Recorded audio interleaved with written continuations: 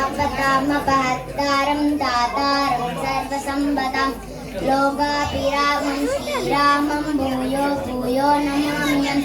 आदानामाति अन्धारं पीडानां भीतिनाशनं विशतां कालदण्डं तं रामचन्द्रं नमाम्यहम् सन्नदः कवची कक्षी सावपानदरो युवा कच्छन्ममग्रदो नित्यं रामः पादु स लक्ष्मणः नमः कोदण्डहस्ताय चण्डीकृतसराय च पण्डिताखिलदैत्याय रामाय पन्निवारिणे रामाय रामभद्राय रामचन्द्राय वेदसे रघुनाथाय नाथाय सीताय पतये नमः अग्रदपुष्टगश्चैव पार्श्वदश्च महाबलो आगर्णपूर्णधन्वानो लक्ष्येदां रामलक्ष्मणो कृष्णाष्टकम् वसुदेवसुतं देवं कंसचाणूरमर्दनं देवकी परमानन्दं कृष्णं वन्दे जगद्गुरुम् अतसी पुष्पसङ्गाशं मारणूपुरशोभितं रत्नगङ्गनकेयूरं कृष्णं वन्दे जगद्गुरुम् कुटिलालकसंयुक्तं पूर्णचन्द्रनिभाननं विलसत्कुण्डलधरं कृष्णं वन्दे जगद्गुरुम् मन्दारगन्धसंयुक्तं चारुवासं सदुर्भुजं कर्किबिञ्जाबसूडाङ्गं कृष्णं वन्दे जगद्गुरुम् उत्पुल्लपद्मपत्राक्षं नीलधीमुदसन्निभं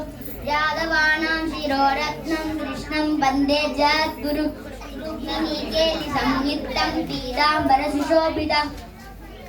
अवाप्ततुलसीगन्धं कृष्णं वन्दे जगद्गुरुम् गोपिकानां कुजद्वन्द्व कुङ्कुमाङ्गितवक्षसं श्रीनिकेतं महेश्वासं कृष्णं वन्दे जगद्गुरुम्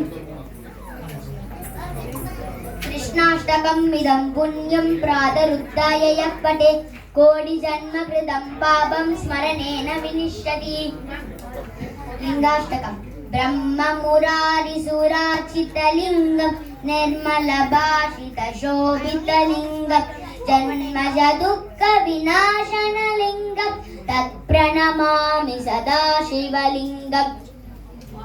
देवमुनिप्रवराचितलिङ्गं कामदहनकरुणाकरलिङ्गं रावणदर्पविनाशनलिङ्गं तत्प्रणमामि सदा शिवलिङ्गम्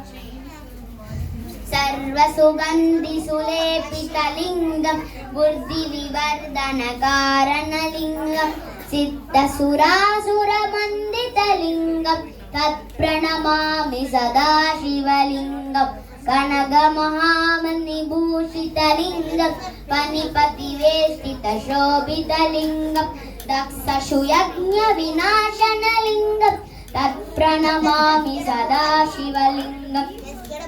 कुङ्कुमचन्दनलेपितलिङ्गं पङ्कजहारसुशोभितलिङ्गं सञ्चितपापविनाशनलिङ्गं तत्प्रणमामि सदा शिवलिङ्गम् देवगणाचितसेवितलिङ्गं पावय भक्तिप्रवेशितलिङ्गं दिनकरकोटिप्रभाकरलिङ्गं तत्प्रणमामि सदा शिवलिङ्गम् अष्टगलोपरिवेष्टितलिङ्गं सर्वसमुद्भवकारणलिङ्गम् अष्टगनिद्रविनाशनलिङ्गं तत्प्रणमामि सदा शिवलिङ्गम्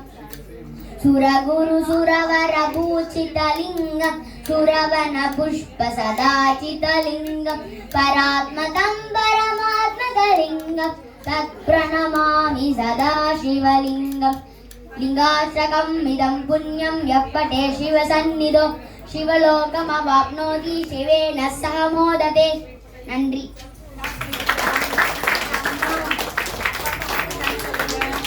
अप्पा अम्मा थैंक यू